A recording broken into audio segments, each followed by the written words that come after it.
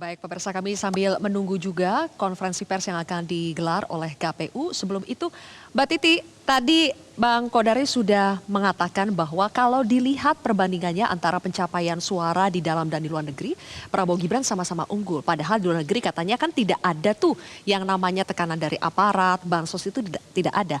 Apakah dengan memakai perbandingan seperti itu, dugaan kecurangan pemilu yang terjadi di dalam negeri itu bisa dinihilkan? Iya, kalau hanya menggunakan referensi itu saya kira tidak bisa sesederhana itu ya. Karena luar negeri pun ada 128 perwakilan. Dan kelompok-kelompok negaranya antara Eropa, Amerika Latin, Malaysia, Taiwan atau Hong Kong. Sebenarnya negara-negara yang populasi atau pemilih Indonesianya banyak itu ada di Malaysia, Taipei dan juga Hong Kong begitu ya. Dan itu memiliki karakteristiknya sendiri. Misalnya Prabowo menang di Malaysia.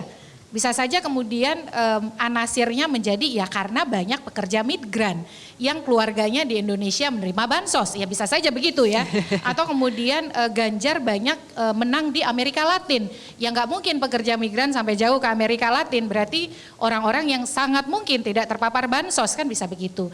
Tapi saya kira itu kan analisis yang bukan dalam konteks pembuktian hukum ya. Proses di Mahkamah Konstitusi itu adalah perselisihan menyangkut penetapan hasil pemilu yang mempengaruhi perolehan kursi.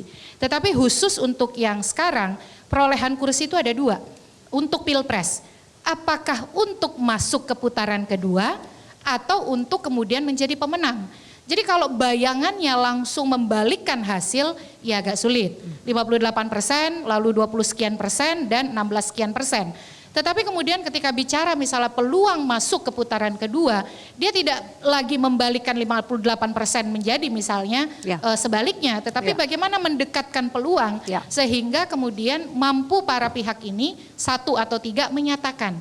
Kalau tidak terjadi perbuatan ini, perbuatan itu, sebut saja misal soal politisasi bansos, politisasi birokrasi, politisasi aparat atau perangkat desa, maka sebenarnya suaranya tidak melampaui 50%. Tetapi kalau dikuantifikasi atau dijumlahkan, ekses dari tadi pembalikan atau pembelokan suara itu akhirnya bisa kemudian ada putaran kedua. Jadi kalau kita baca di peraturan MK, jadi perselisihan hasil itu juga bisa menyoal hasil yang ditetapkan KPU menyangkut peluang atau kemudian siapa yang bisa masuk ke putaran kedua. Jadi saya kira terkait dengan penetapan di dalam rekapitulasi yang dilakukan oleh KPU, ya tidak akan muncul tuh keberatan-keberatan tadi soal yang berkaitan dengan dugaan pelanggaran kecurangan, karena yang dihitung oleh KPU itu kan angka yang diberikan oleh pemilih. Tetapi apakah pemilih betul-betul memberikan suaranya sesuai dengan prinsip pemilu yang jurdil, yang konstitusional, yang merefleksikan kehendak bebas warga negara, itu yang harus dibuktikan oleh para pihak di Mahkamah Konstitusi. Waktunya memang tidak panjang, 3 hari setelah penetapan hasil, dan MK akan bersidang 14 hari kerja maksimal setelah perkara diregistrasi, dan apalagi Mahkamah kan hanya punya 8 hakim, sebab Anwar Usman tidak boleh terlibat di dalam penanganan perkara.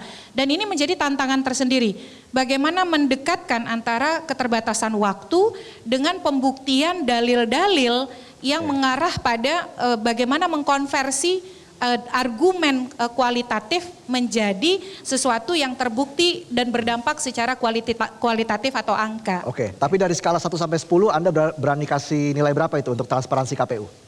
Untuk transparansi? Aduh, yang pasti adalah baik yang menang ataupun yang kalah dari sisi perolehan suara sama-sama menghadapi kesulitan karena kinerja KPU-nya yang memburuk dibandingkan pemilu-pemilu sebelumnya. Jadi kalau saya boleh kasih ya mungkin di angka 5 lah ya. Angka 5, rapor merah berarti. Oke, nanti kita akan pilih titik untuk KPU berikutnya. Dukung titik.